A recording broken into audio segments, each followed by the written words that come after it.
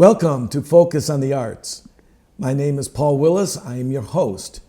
Today we're going to have our special guest, Kemet Maroon, and he is a photographer, musician, entrepreneur, all within the arts. And Kemet, glad to have you on the show here today. Thank you so much. I'm so thankful to be here.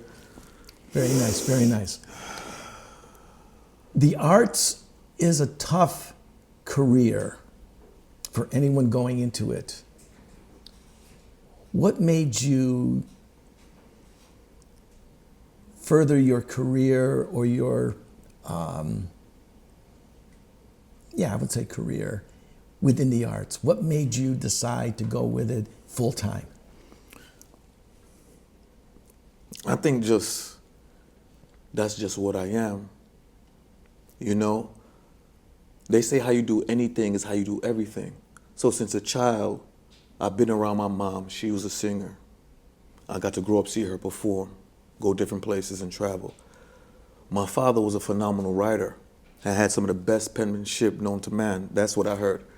So putting those two forces together, I'm a great writer and being with my mom's a phenomenal performer. So this is something that I do even if nobody knew. So I think just things accumulate.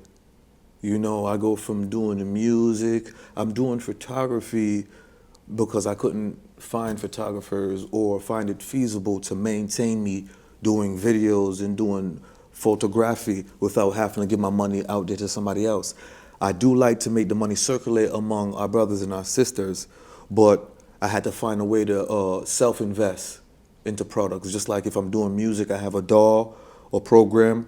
Mine's preferably is Logic. I had to go buy the program or find a way to get the program or buy new sounds or, you know, figure out ways to invest back into myself where I'm not outsourcing, going to somebody else to make the beats for me because I know how to produce. So that's basically what it is. The arts is just everything, whether I'm doing music, whether I'm doing the photography, whether I'm doing like the clothing, you know, putting the materials, sewing the materials on the clothes, you know, or putting them like on, you know, finding a specific glue that can work. You know what I mean? But it's putting them all together, you know, tying all of them together, you know. ISeeAllMusic is for the music. The photography is so I can shoot my own photography as well as videos. Then you have Official Maroon Business. That's more of my merchandise, like the clothes. I have t-shirts as well. And then you have Kemet Maroon, who is I. You know, like they said, self-marketing is some of the greatest, you know, but it's all about having a team. So basically I'm just working on, you know, growing as a team, finding people that can assist me on this journey, and they're actually on the same journey. So we can all have the passion and work together. You have a new album coming out. Yes. Is this going to be your first album, or is it? Have you had other previous albums in the past? I had previous albums in the past. The first one was, I mean, there's been many, but to really say on streaming platforms, the first one was 1111. The second one was 22. And now this one right here is called Africa's Most Wanted. You know, so me and my team have worked together. I've done most of the production on all the albums. I did all my production. On the latest album, I and the Matrix Man, we worked on about 2 songs where he flipped my idea. He has one song on the album called Abracadabra, where he did the entire beat, and I did more like rapping, because this album has it has 9 tracks to say, but it's a variant because it has the reggae, the dancehall feel to it. Then you have the roots and culture, because you know my background, you know, being Jamaican, you know, being a proud African, you know, I'm here. Well, let's explain that a little bit, because what this program is really all about is not only just focusing on the arts, it's focusing on arts and culture. So what I would like to give to the audience here is to have you explain a little bit about your culture. What have you taken from your culture? What maybe have you let go Are there things that you've kept? Maybe give our audience a little bit more of an understanding of the Jamaican culture and what did you like about it? What are some of the things maybe you don't like? And where do you see yourself in the future because of your culture? See, I have a very special story, as everybody does. My father, his mother and his father, give thanks to Nanny and Papa, give thanks to Verdell Frederick, give thanks to Charles Frederick. They were from South Carolina. They had my father in Hartford. My mother's from England, by the way of Jamaica. My grandmother raised me. She's from Falmouth, Trelawney. My mother's father is from Kingston, Jamaica. So I got this big mix of being born I'm the first one born in America. I'm the oldest grandchild I'm the only child from my mother. I'm the oldest child of my father, son. So what happens is, being that I can pull from all these different places in my DNA, I learned a story from my mother, going through what she had to go through from the England to Jamaica to being able to be here and get her citizenship right in America. And my father actually being a citizen here. My father is a beautiful man. He transitioned when he was 55. Give thanks to my father. So him and my mother early in life, probably like 21, 20, they had me. You know what I mean? And basically, I was really raised with my mom because my father, went to the military. What do you call it? The Marines. He was very busy. Give thanks to all my brothers and sisters. I have many other brothers and sisters from other women. So I grew up in a situation where I was basically with my mom. My mom wasn't married. My mother's a very strong woman. She's the kind of woman that's been working at the same job since I was 3 years old. I'm 44. She has the same landline since I was about 7 years old when we lived in Bowes Park in Hartford, Connecticut. So having that Jamaican background, my father being from America, able to give me that, like they will call Yankee side, yeah? And just living here, going to school, the Mark Twains, going to the Weavers, the Fox Migglers, going to places where I had to be in this environment that you had to learn fast. Hartford, Connecticut is a beautiful place. Some people leave here because they need a bigger population. It's more elite things when you get outside the city, but this is my home base. We have to build and make elitists here, but everybody has to work together. So with my culture of that Jamaican side, roots culture, my grandmother was a stern woman who was a Seventh-day Adventist. I grew up around what they would say Rastafari. I grew up around Pentecostal. I grew up around so many different, what they would say, dominions when it comes to religion, that I end up submitting to the wholeness. How important is religion? Yes. Well, in your culture, when it comes to me personally, see, these are when I'm speaking for myself. Yes, I have experienced what I've experienced, but the biggest thing is, man, know thyself. So where I am and how I work with my spirituality, that's a private thing. Nothing against you or anybody else, but the way I deal with it, that's for me. There's no right or wrong. How people want to live their life, that's for them and them alone. But when we're talking about collectiveness, when we're talking about community, having a common unity, when we work together, that's when we rise together. We have a lot of individuality that's here, where individuals, if you get into religion, that brings division, separatism. So now I don't really commit myself to religion. I'm a divine being having a spiritual experience. My flesh is my avatar. This is my remote control car. I'm controlling what you're seeing right here from afar. This is a piece of me that you see. My consciousness, that's in a place that cannot be erased. Yeah? Mm-hmm. So this body is just here as a tool. It's here for temporary reasons. It's fleeting as it's coming in. So I'm here for a purpose. Everybody is. And that's why I said in the beginning, man, know thyself. Because when you know yourself, you know you have a purpose. You came to this world to do something. Mine was the arts. I started out drawing when I was in Weaver. Somebody stole a picture of when I drew Havoc and Prodigy of Mobb Deep. They were big back in the days, rap culture. Mm-hmm. And I came up doing many things. When you listen to this album, you're going to hear dancing side, you're going to hear that conscious side with the lyrics always, you're going to hear the rapping side, you're going to hear the singing, more melodious side. So Explain a little bit more about the picture. The picture of the album? No. The picture they said you were drawing. With Havoc and Prodigy of Mobb Deep. Somebody stole that when I was in high school. So I said, being that somebody can steal my art that you can look at, I said from now on, I'm going to start writing poetry. Because even if somebody could read my words, they cannot deliver it like me. Excuse me, I'm hitting on the mic. They can't deliver it like the creator. So once I started getting into that and knowing how to express my words, I was doing really good with poetry, going to the Russell downtown in Hartford, going to Trinity hip hop festivals, going to different places, Hofstra University, just performing, doing on my own dime, my own information, jumping in cars, going different places, connecting with people, networking. They say your network is your net worth. First, you must put your net out there so it can work. So it's about being active. They say, what's faith without works?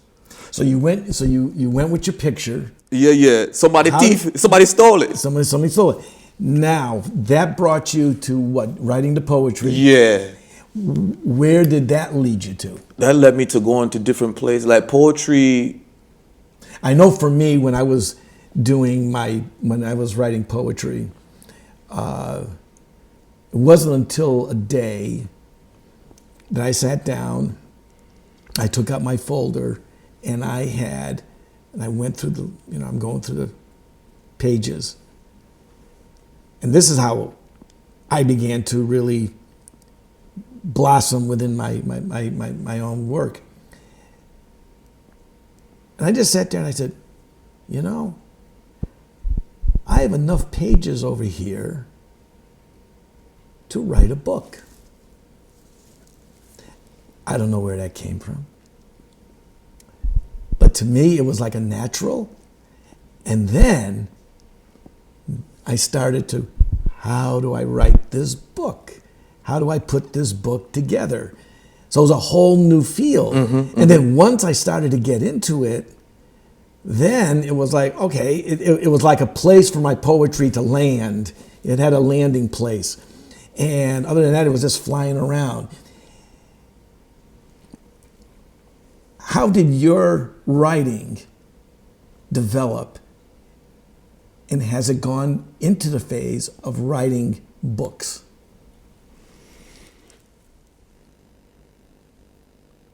It has not gone into the phase of writing books at the moment.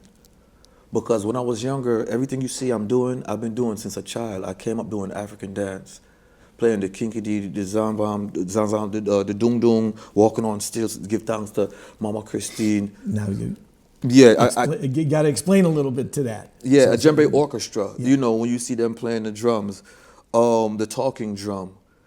You know what I mean? I was in elementary, Mark Twain. I'm not sure if you know what that is in Hartford, but I was in African dance there. My mother kept me in programs like that, gymnastic early when I was a child. So I learned how to, not even being with her, seeing her perform, but actually being by myself, learning the arts when it comes to African culture, knowing yourself. You know what I'm saying? Knowing the music, watching the dancers, walking on stilts. So now the poetry, like you said, I didn't get to the book, but when I was younger, I was always making comic books. And I used to write scripts in there and draw the people. I leaned away from drawing the people and still been writing the scripts. Like say, when I'm taking trips going to Morocco or going to Puerto Rico, like when we're doing these different documentaries of us traveling, like recently we just went to Morocco. We shot about 6 videos in Morocco of some music, yeah? Now, there's no company that's pushing me to do this. I just put in my mind what I wanted to do and work with people, and it just, it developed, yeah? Because many people never even get to leave America, yeah? I'm the first one born here. So what happens is I'm thankful that I could be in America and get the finances I can get from here so we can go back to home and take care of people and be able to live a lot better because things are different in different places. Your American money reaches you further in different places. So we take that money, we invest it in our work with the cameras, anything that we got going, and we go shoot these things and we bring it back to our people to let them know, hey, you can do this as well. You don't have to just be outside. But going back to writing these scripts, these scripts have turned out to the videos. So now if I'm writing a song, like the latest song that we dropped on April 31st, 2026, Fresh Squeezed Juice, that was a song speaking about a young lady and a man drinking some fresh squeezed juice. So you have us in Rabat, in Agafay, in Morocco, drinking fresh squeezed juice, and you get to see the environment of how the Moroccans and how the Moors built that environment and the different textures. At the same time, you see us together with friends and family. Nice video for the men and the women, conscious lyrics. I'm harmonizing on there a little bit, giving them some the patois on top of like a jazzy swing feel. You get what I'm saying? And then the Matrix Man actually worked on that rhythm, and we brought in Cali Well. Cali plays a lot with Michael Rose. He's one of the singers for Black Uhura. Cali also plays with Iba. I'm not sure if you ever heard of Amandala, big band there in Hartford. They usually play down at the riverfront when we have different things going on in Hartford. So I'm around a lot of different individuals. Ever since I was young, I was always been around artists and people doing these kind of things, and I've always wanted to do this. Remember, I did this without pay. My grandmother taught me how to sew. And now Explain a little bit about this. Why the particular patterns that you used here is this totally African in nature? Yes, the different materials I get from Holland, we get it from different parts in Africa. What I'll do is I'm making different Zulu crowns. Like I said, I put them on the shoes. These are some, they call these Clarks right here. I put them on some Clarks. I put them on a skirt because, yes, we're in America. Sometimes we can wear a lot of, they want to wear the Gucci. They want to wear the Fendi. They want to wear all these different clothes. But when it comes to my ancestors and the kind of clothes that we have in the environment, this is a little bit more cooler. These kind of material is a lot better for our skin when we're wearing it. You know what I mean? On top of that, I'm putting all the different materials together. This right here, I didn't make this one. I got this from Essaouira in Morocco from a good friend that was selling clothes out there when I went to go visit. So this is Kente. This is Kente pattern. The pattern of Kente. So I use it, and none of the things that you see that we put together, none of these are the same. I'm sewing them by hand. So I would go buy some products from, say, like a thrift store or get a nice pair of pants from somewhere for a good price, and I put my blood, sweat, and tears in it to raise the value. Because going back to the self-efficiency that I was telling you, this is the only way that we can be able not to put ourselves in a deficit. We have to be able to do the things, like you said, oh, you want to get the website built together. I've been tripping on that for a while, but I had a good mentor, give thanks to Rakepper, my aunt, that poured into me and taught me how to do some of those things. And just being on research, as long as you research, go on YouTube, I found out how to run something through Canva, just like you were saying, like a little landing site.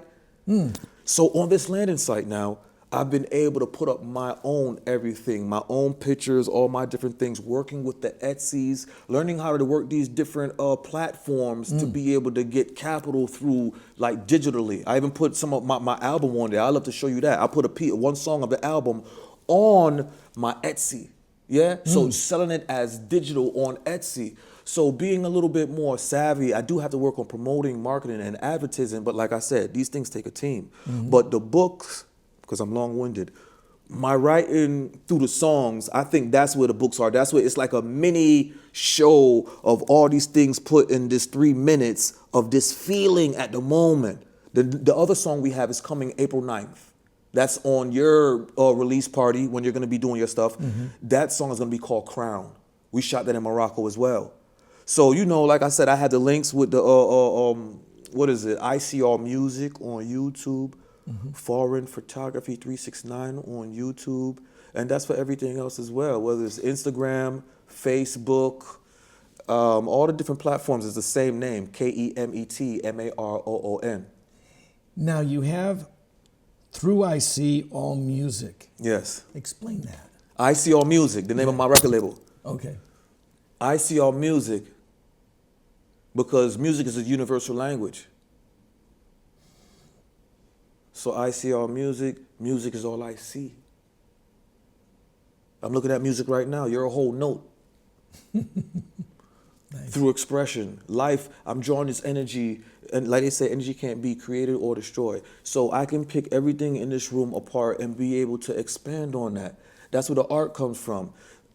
We got to be able to make layers. You know, people can stay on the surface, but we never get gold on the surface. You got to dig deep, and this is where the art comes in. I've been doing this, but nobody would never know I was doing this, or we were here right now, I would still be doing this. And I want to say, I've been doing all of this, not getting a dime for any of the music because I didn't know how to be savvy on the business part and do all those things. At a point in my life, that's where I am now. There's enough information on the internet to let you know what you need to do to protect yourself and put you in a position where whether you're copywriting or you want to put yourself in a position where you can collect off of different radios or performances. The information is there. A person has to do it for themselves. But a lot of our people depend on somebody else. That's how they end up in a situation where they don't get the right royalties. So it's about being smart. And it's about investing in yourself because you got to spend money to do anything. CD Baby, BMI, Library of Congress, you're going to spend your money. But isn't it worth it? It's for you. So I don't believe in myself. I know myself. This is all I do without money. So why not get paid to do it? What have you seen from your culture that you really enjoy, that really stands out, that you had there from being given it as a child, now that you're as an adult? What have you seen from the culture that you were brought up in and given that you personally really like? As I said, I was born in America, so I'm able to see all three sides, whether I'm in the Caribbean, in America, or across the world, in Africa. And I would say, especially Morocco and like Jamaica, because Jamaica is Morocco, Jamaica's Morocco. Like anywhere you go where you see people that look like me, this whole universe and galaxy, that's why I didn't want to stay contained to the physical and the ego. I am everything and everything is me. One thing I would say is, when it comes to me, having a phenomenal spirit, loving spirit, free-spirited, you know what I mean? Because when I get around, you probably won't see me with a frown. I'm going to be smiling. I'm going to be happy. You may see me with a screw, depending on where I am in the world, because I don't want to look like a plate of food, be everywhere smiling. Somebody will come take your gold teeth out your mouth. You know what I'm talking about? But listen, at the same time, it's a balance of the totem poles.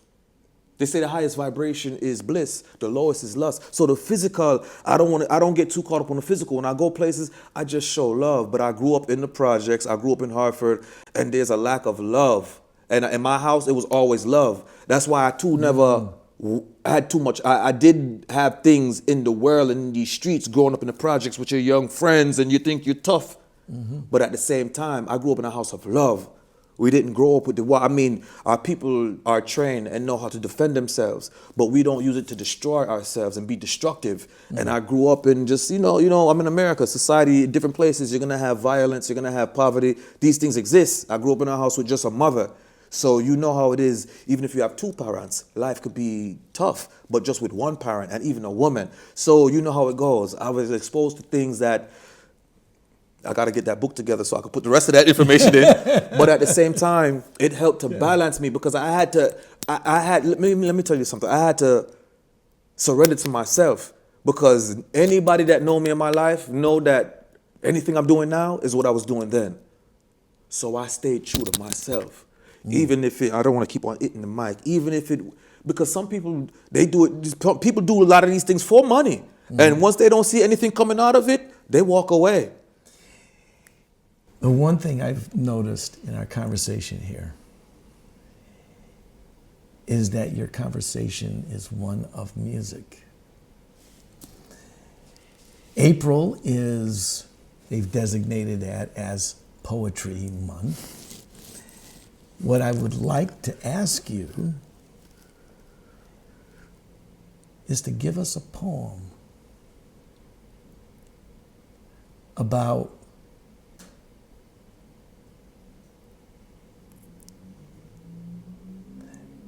the entrepreneur of the arts. Off the head. Know yourself. Get that water, put it on you, grow yourself. If you want to get downfield, sometimes you got to throw yourself. You owe yourself. Go in the bakery, get that dough yourself. This is for yourself. Mental and physical wealth. There's no expiration on that life shelf. Think about when the clock hit the 12th.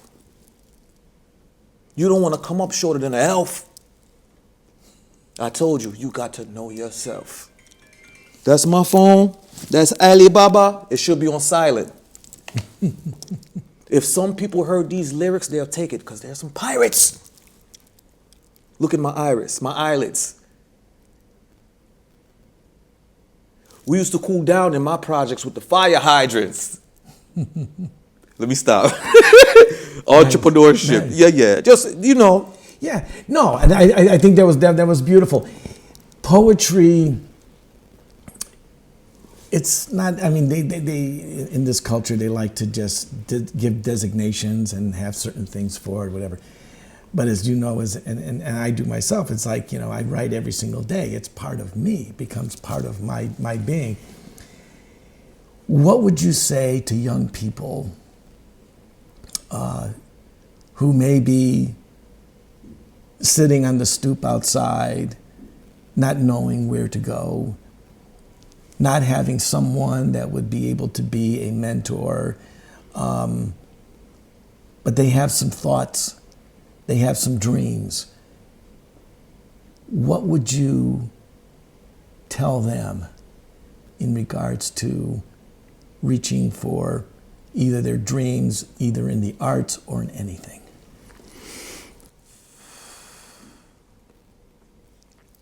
I would tell them everything is accumulative. Everything is a process. I would tell them that life